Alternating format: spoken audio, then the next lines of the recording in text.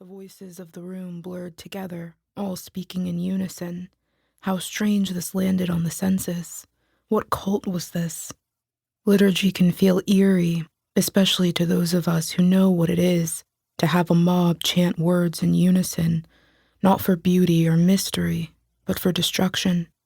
But the third, relief. Complicated and undeniable relief. It can be difficult to find the words to pray when one wants to die. The independence of personal prayer required more imagination than I could access at the time.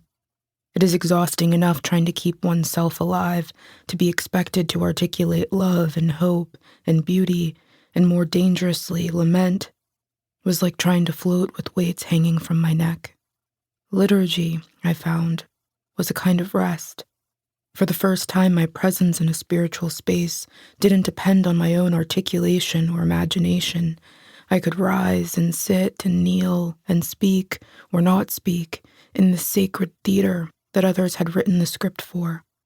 I could let others hold a sacred imagination for me. To be clear, liturgy in no way saved me, nor was it even a remedy to my depression, but it was an anchor, something that kept me from drifting helplessly into my own interior current. Ritual, when coupled with beauty, makes for a very adequate mooring.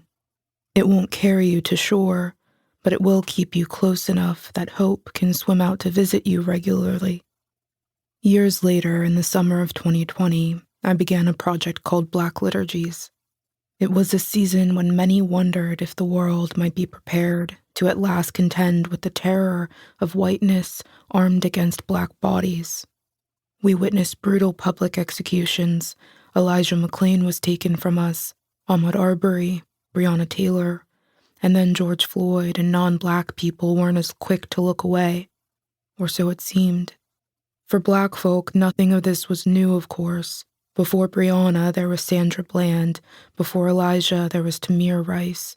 Before George, there was Eric Garner. But with the awakening of white attention came white opinion, and a white president who stoked racial divisions at the sight of religious fault lines. As people began to reveal their moral allegiances, many black people experienced renewed gratitude for spiritual spaces capable of holding their grief and hope. Others looked around and realized we weren't as safe in church as we thought we were, as many white evangelical spaces revealed precisely who they've always been to queer people, disabled people, refugees, immigrants, black people, and other people of color. The exodus from toxic religiosity became more urgent for many of us. Coupled with the isolation of the pandemic, the search for more honest and creative spiritual community was awakened in a new way. The Sunday after George Floyd's murder was Pentecost Sunday. While still in the height of the pandemic, I logged into an Episcopal church service online and waited for some manner of belief to return to me. I lay in the same position I had been for days prior, a cluster of grapes and a bag of hot Cheetos on the pillow next to me. And I waited, knowing what I've always known, that there are days when it is particularly difficult to pray words written by a white man. For all its beauty, this liturgy that had given me words to pray when I had none was suffocating. Thomas Cranmer, who wrote the Book of Common Prayer at a time when my ancestors were being abducted, alienated from one another, and enslaved, would not be an anchor for me that day. He was incapable of speaking to my pain, black grief, black hope, in a voice I could trust. I wanted more. And so I began Black Liturgies, mostly out of rage.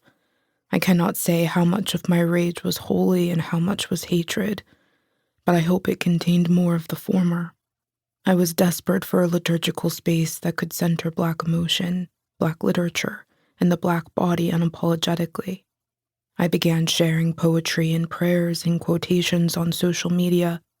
I thought the project would bring together a dozen or so of us who weren't in physical proximity to one another, but maybe were craving the same thing: space to breathe.